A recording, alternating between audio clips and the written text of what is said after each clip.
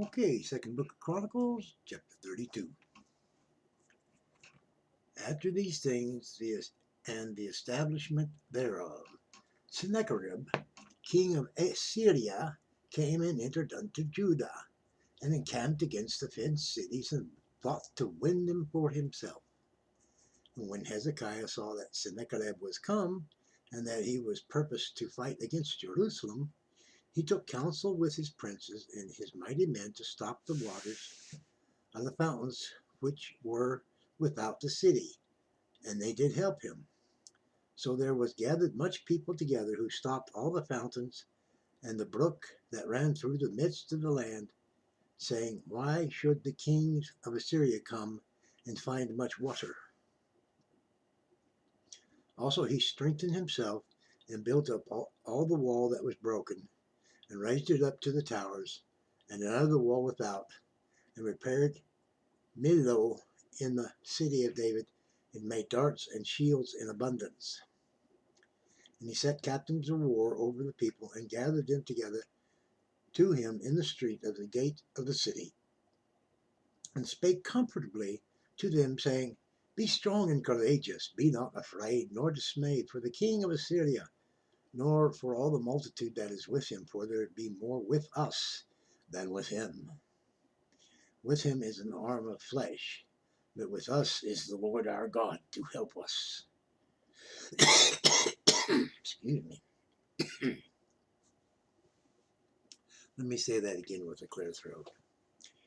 With him is an arm of flesh, but with us is the Lord our God to help us and to fight our battles. And the people rested themselves upon the words of Hezekiah, king of Judah. After this did Sennacherib, king of Assyria, send his servants to Jerusalem, but he himself laid siege against Lachish, and all his power with him, unto Hezekiah, king of Judah, and then unto all Judah that were at Jerusalem, saying, Thus saith Sennacherib, king of Assyria, Wherein do ye trust that ye abide in the siege in Jerusalem?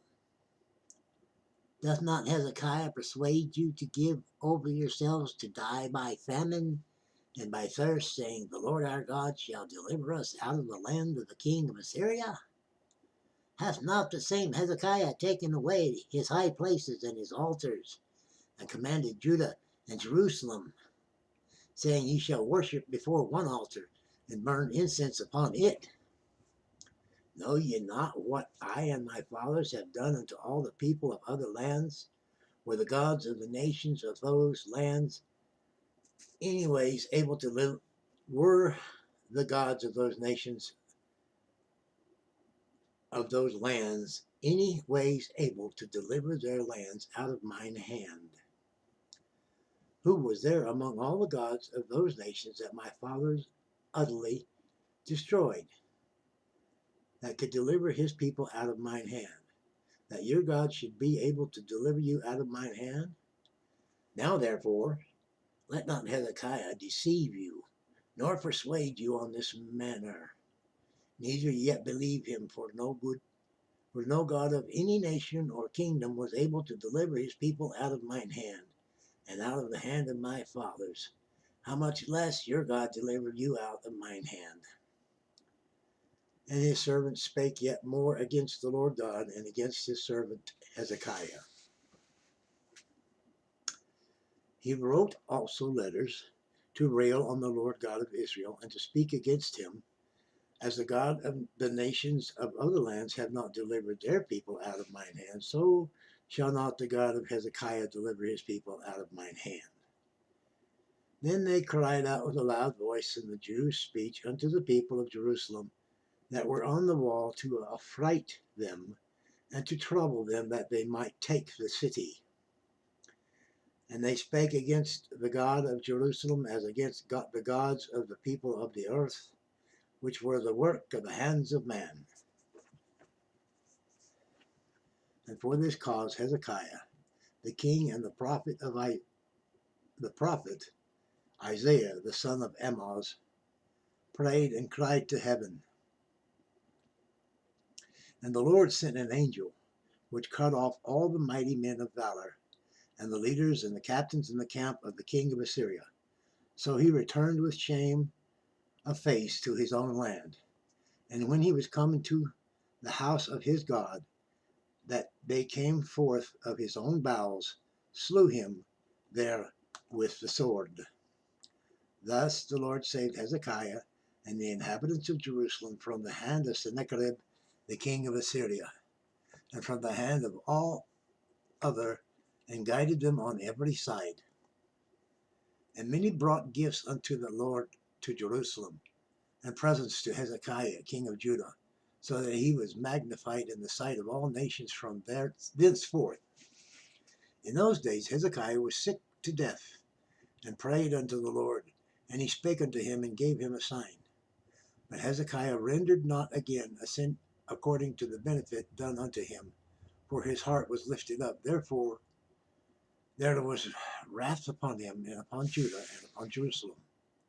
Notwithstanding, when Hezekiah humbled himself for the pride of his heart, both he and the inhabitants of Jerusalem, so that the wrath of the Lord came not upon them in the days of Hezekiah.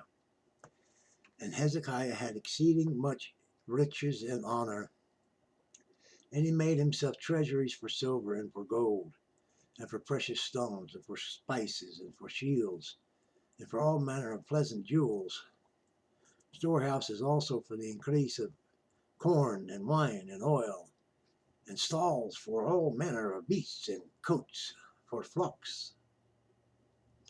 Moreover, he provided him cities and possessions of flocks and herds in abundance, for God had given him substance very much. This same Hezekiah also stopped the upper watercourse of of Gihon, and brought it straight down to the west side of the city of David. And Hezekiah prospered in all his works. Howbeit in the business of the ambassadors of the princes of Babylon, who sent unto him to inquire of the wonder that was done in the land, God left him to try him, that he might know all that was in his heart. Now the rest of the acts of Hezekiah and his goodness, behold, they are written in the vision of Isaiah the prophet, the son of Amoz, and in the book of the kings of Judah and Israel. And Hezekiah slept with his fathers, and they buried him in the chiefest of the sepulchres of the sons of David. And all Judah and the inhabitants of Jerusalem did him honor at his death. And Manasseh his son reigned in his stead. That concludes chapter 32. I appreciate you visiting. Until we meet again.